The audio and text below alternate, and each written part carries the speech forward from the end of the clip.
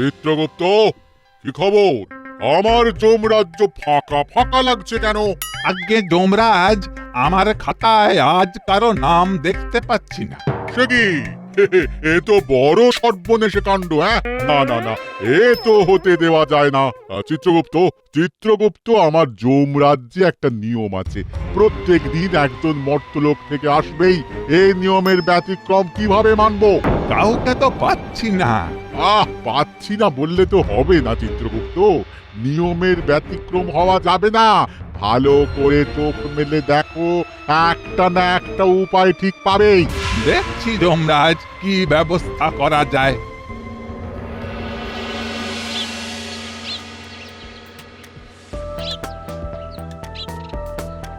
উইয়া বাবা রে, কি ভারী গোপাল দাদা। হবে না, ভারী হবে না। খাওয়ার বহরটা একবার দেখলি না?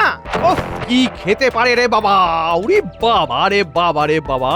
আর আর কত দূরে নিয়ে যেতে হবে মন্ত্রী মশাই? এসে গেছে, এসে গেছে, ওই তো।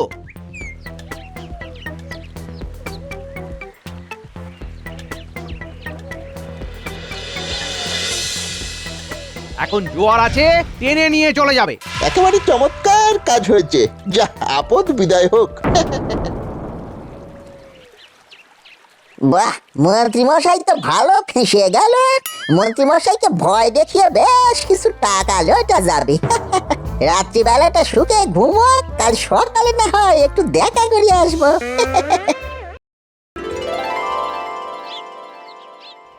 এখনো আসছে না কেন? কোথায় গেল?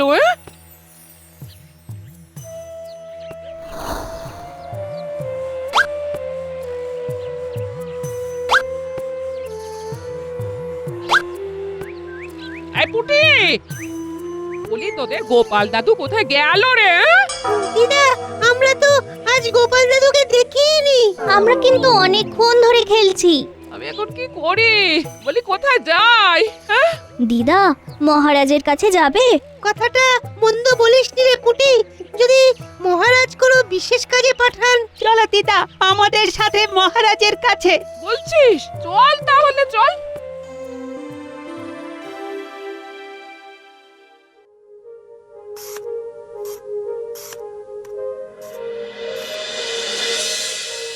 কিছু পেলে? হ্যাঁ, ওই দূরবীন খানায় চোখ রেখে তো অনেকক্ষণ বসে আছো। হ্যাঁ, কিছু নজরে কি এসেছে না আসেনি? এসেছে, এসেছে।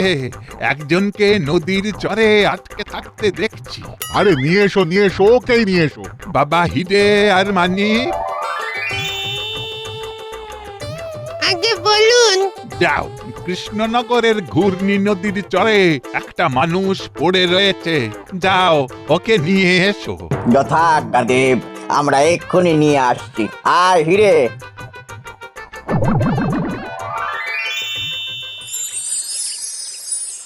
এই দেখ মানিক, এই লোকটা। এই দেখে তো মনে হচ্ছে এখনো প্রাণ আছে। তাহলে কি করব? ল্যাংমশের বাড়ি মেরে ওই বস্তার ভিতর পুরবো? পৃথিবীতে যেটা হয় সেটাকে যমরাজ্যে প্রয়োগ করা কি ভালো? ওকে জ্যান্তই নিয়ে চল। পথে যেতে যেতে যদি পড়কে যায় তাহলে অন্য ব্যাপার। ঠিক বলেছিস। এইসব জ্যান্ত মরার ওই ছক্কা পাঞ্জা ব্যাপার স্যাপার ওই মর্তলোকেই থাকুক। আমাদের ওখানে সব পরিষ্কার। শরীরে খুব যন্ত্রণা। সারা শরীর ভিজে কেন? এ কিরে মানিক, এই যে কথা বলছে। তোমরা কে? তোমরা তোমরা এরকম অদ্ভুত সাজে এসেছো কেন? তোমাকে নিয়ে যেতে এসেছি। কোথায় নিয়ে যাবে? জমালয়। তোমার সময় হয়ে গেছে। চলো চলো মানিক, বস্তায় ভরে নে। আরে আরে, তোমরা কে? আমরা যমদূত। নে, এবার বস্তায় পুরে নে। আমাদের নাম শুনেই জ্ঞান হারিয়েছে। ঠিক বলছিস। তার মানে এই মর্তলোকের বাসিন্দারা আমাদের এখনো ভয়ভক্তি করে, এটা জেনে বড় ভালো লাগছে। চল এবার।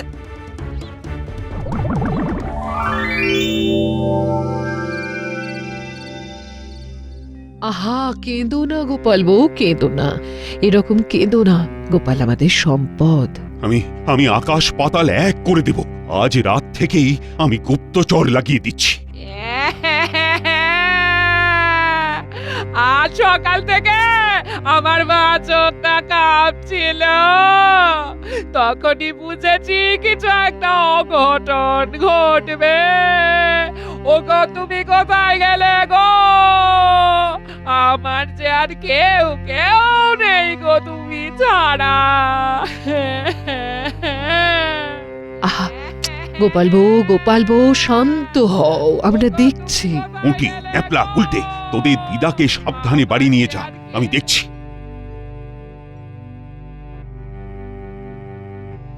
আমার মন বলছে গোপালের কিচ্ছু হয়নি, গোপালের কিছু হতে পারে না। মহারাজ, আপনি এক্ষুনি গুপ্তচরকে খবর পাঠান। তুমি কিচ্ছু চিন্তা করো না রানী, আমি গোপালকে ফিরিয়ে আনবই। প্রহরী,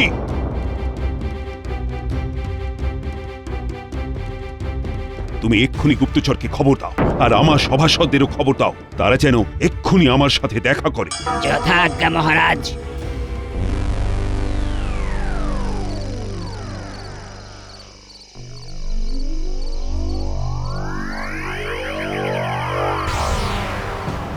এনেছো? এনেছো? কই কই কই, দেখি দেখি দেখি, বস তার মুখ খোলো। যথাজ্ঞা যমরাজ।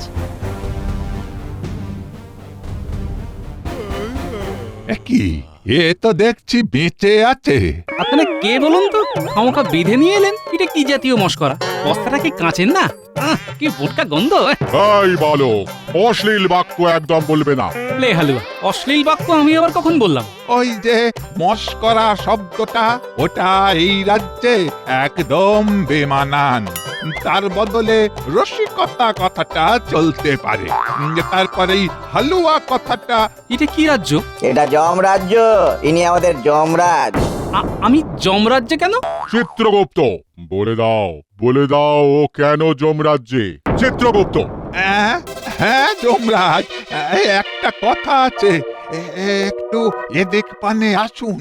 কি আবার কথা? বলো। মনে হচ্ছে কিছু একটা গোলমাল আছে। না, কথাগুলো শুনতে হবে। যমরাজ, এর নাম গোপাল ভাঁড়। এর তো এখনো মরার সময় হয়নি, এর এখনো লম্বা আয়ু আছে। সর্বনাশ, আমার যমরাজ্যে জীবন্ত মানুষ, এবার কি হবে? আমাকে এখানে এনেছেন কেন? আমি কিন্তু এক্ষুনি প্রতিবাদ সভা করব। আমাকে চেনেন না?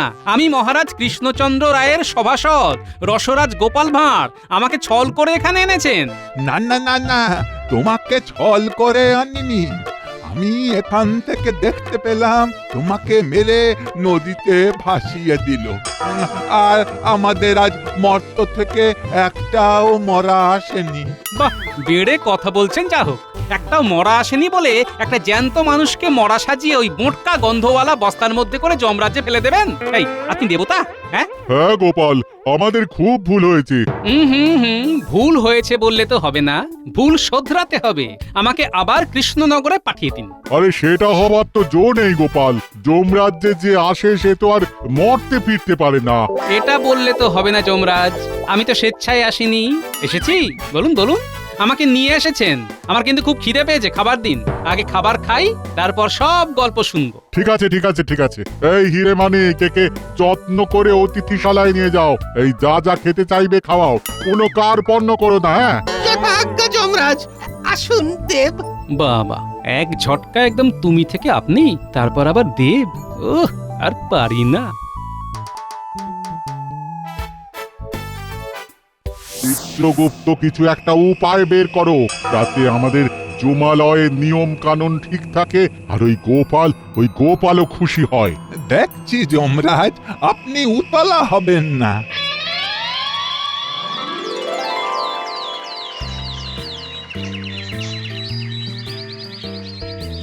মন্ত্রী মশাই, ও মন্ত্রী মশাই, একটু বাইরে আসুন, আপনার সঙ্গে অনেক কথা আছে।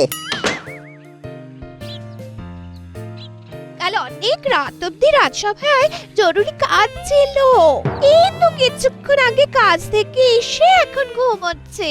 আরে আমি সেই খবরটা দেবো বলেই তো সাত সকালে এসেছি। গিন্নিমা গিয়ে মন্ত্রী মশাইকে বলুন কেলে পয়সা এসে একটা জরুরি খবর দেবে বলে দেরি আছে। ঠিক আছে, ডেকে দেখি।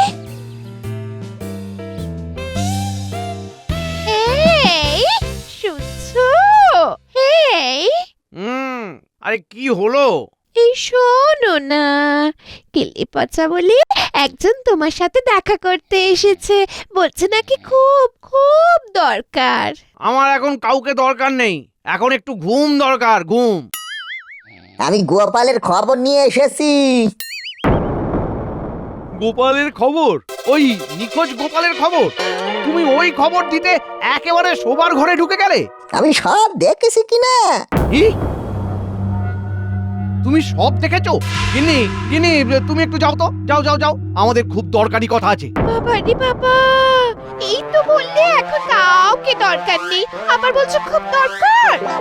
মুখে কথা বলে। যাও যাও, তোমার সাথে আর কথা বলবো না, যাও। তুমি কি দেখেছো?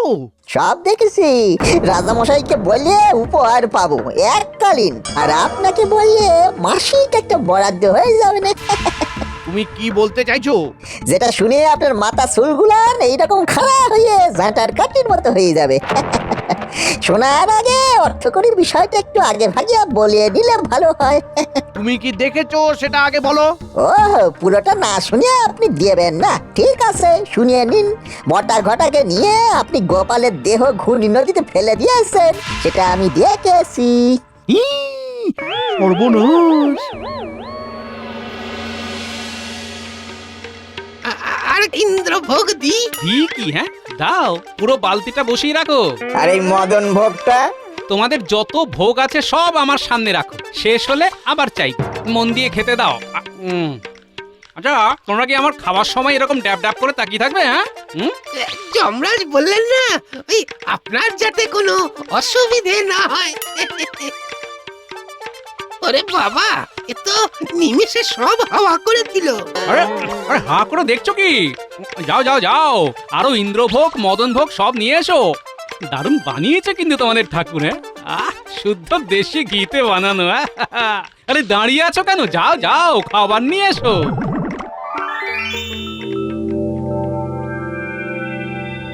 গোপালের সব ইতিহাস পেলে? আগে পেয়েছি যমরাজ। মানুষ কেমন, মানে কোথায় চালান করব?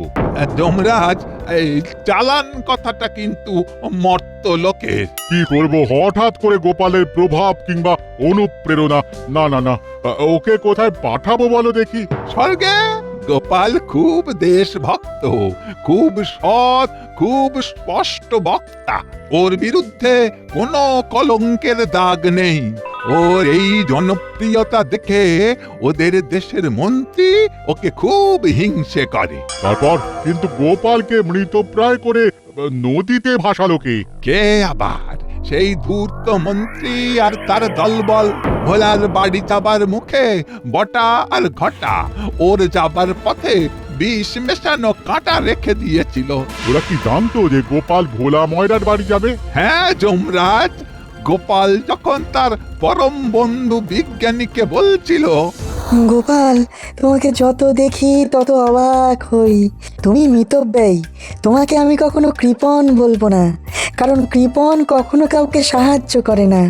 তোমার হাতে এখন অর্থ নেই, কিন্তু ঋণ করেও সাহায্য করতে যাচ্ছ। কি করি বলো বিজ্ঞানী? ভোলার ওই করুণ মুখ আমি দেখতে পাচ্ছি না, আর আমার হাতেও ওকে সাহায্য করার মতো অর্থও নেই। মহারাজের কাছে চাইলে হাজারো প্রশ্ন, তারপর মন্ত্রী মশাই আছেন শকুনের দৃষ্টি নিয়ে। আমাকে শকুন বলা তোমার হচ্ছে? যা বলেছ সব সময় দৃষ্টি ভাগারে। মাঝে মাঝে ভাবি এমন একটা জিনিস আবিষ্কার করব যাতে যাতে এই খারাপ মানুষগুলোকে একেবারে অদৃশ্য করে দিতে পারি। একদিন নিশ্চয়ই এইরকম যন্ত্র তুমি আবিষ্কার করবে বিজ্ঞানী, আর এই মন্ত্রী মশাইয়ের মতো খারাপ মানুষগুলোকে অদৃশ্য করে দেবে। করাচ্ছি অদৃশ্য, আজ আমি তোমাকে অদৃশ্য করে দেব, কেউ টের পাবে না। এই যে তুমি আমাকে ভোলাকে দেবার জন্য অর্থ দিলে, সভা শেষ হবে আর আমি ভোলার বাড়িতে গিয়ে অর্থটা দিয়ে দেব। ঠিক আছে, ভোলার বাড়ি যাবার পথেই তুমি একেবারে অদৃশ্য হয়ে যাবে। যাই কটা ঘটার কাছে, এই কাজে ওদের সাহায্য নিতে হবে। ও, তাহলে এই ব্যাপার। তাহলে তো গোপালকে বুঝিয়ে সুঝিয়ে স্বর্গে থাকার ব্যাপারে রাজি করিয়ে নিতে হবে। যমরাজ, ওরে বাবা, গোপালের খিদে তো রাক্ষসের খিদে, বালতি বালতি মদর ভোগ ইন্দ্রভোগ সব খেয়ে নিচ্ছে।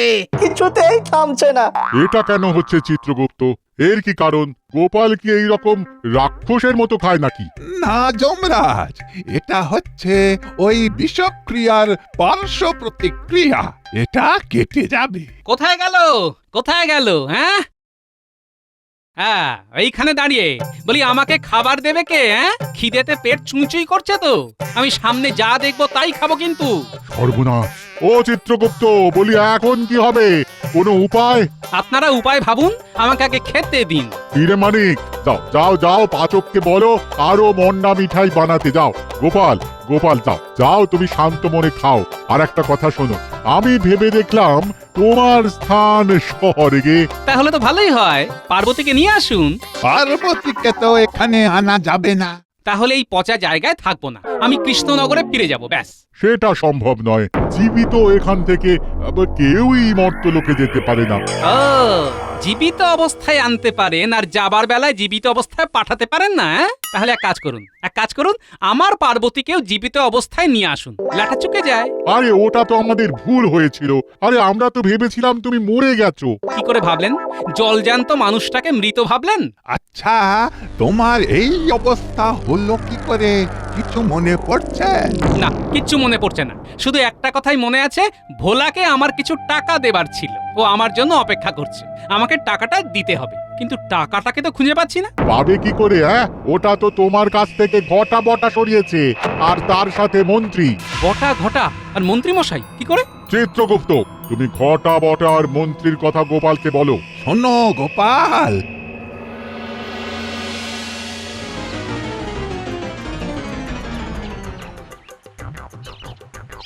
কি হলো মন্ত্রী মশাই, আপনি এমন ছুটছেন কেন? পালা পালা বটা ঘটা পালা। কেলে পচা আমাদের দেখেছে, আমরা যে গোপালকে নদীতে ফেলে দিয়েছি সেটাও দেখেছে। পালা! রে বাবা, তার মানে কেলে পচা তো সর্বনাশ করে দেবে। ও আমাকে চাপ দিয়ে অর্থ আদায় করতে চাইছে। এখানে থাকলে কেলে পচা আর মহারাজ দুজনের চাপে নাজেহাল হয়ে যাব। ওতে পালা পালা। ঠিক বলেছেন, যা পলায়তি সব জীবতী। চলে গেলে হবে? আমি যে দেখলাম তার একটা মূল্য নেই। আপনার কাছে অর্থ পাবার আশা ত্যাগ করে আমি মহারাজের কাছে গিয়েছি, মহারাজকে সব বলেছি। তার মানে মহারাজ সব জেনে গেছেন, উনি আসছেন, ওই দেখুন।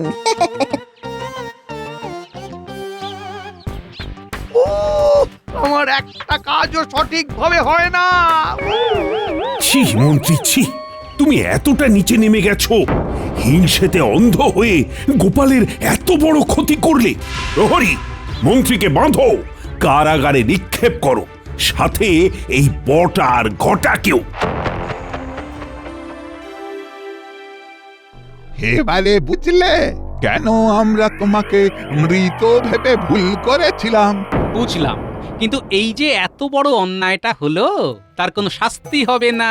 হয়ে গেছে।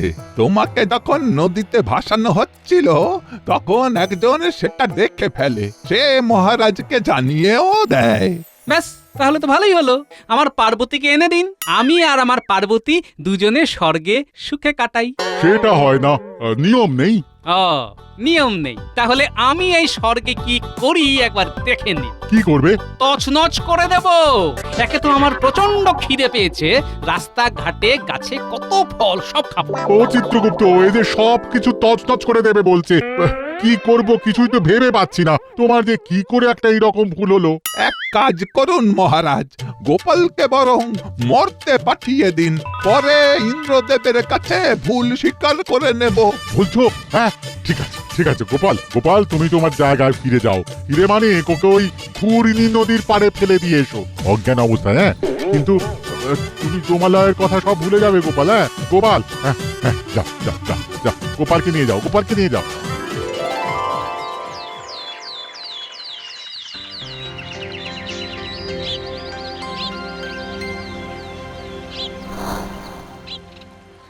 গোপাল, গোপাল চোখ মেলে চাও, দেখো দেখো সবাই তোমার জন্য কত চিন্তা করছে। গোপাল বন্ধু আমার, তাকাও। আমি কোথায়? এই তো আমার কাছে গো। ওগো ওগো, তুমি ফিরে এসেছো, এই আমার ভাগ্য। এই চলো চলো চলো চলো। কিন্তু ভোলা কোথায়? এই যে গোপাল দাদা, তুমি ব্যস্ত হয়েও না। কিন্তু আমার কাছে যে তোমাকে দেবার জন্য অর্থ কিছু ছিল, সেটা তো পাচ্ছি না। ওটা বটা ঘটার কাছে ছিল, ওরা স্বীকার করেছে। যাক, বাঁচা গেল। এখন আমার খুব ভালো লাগছে। জয় জয় গোপালের জয়। জয় গোপালের জয়। শুনছেন যমরাজ? শুনছি গোপালের জয়ধ্বনি শুনছি। ওর মর্তে অনেক কাজ আছে, ও কাজ করুক আর আমরা ওর ভালো ভালো কাজগুলো দেখতে থাকি। ভালো ভালো কাজগুলো দেখতে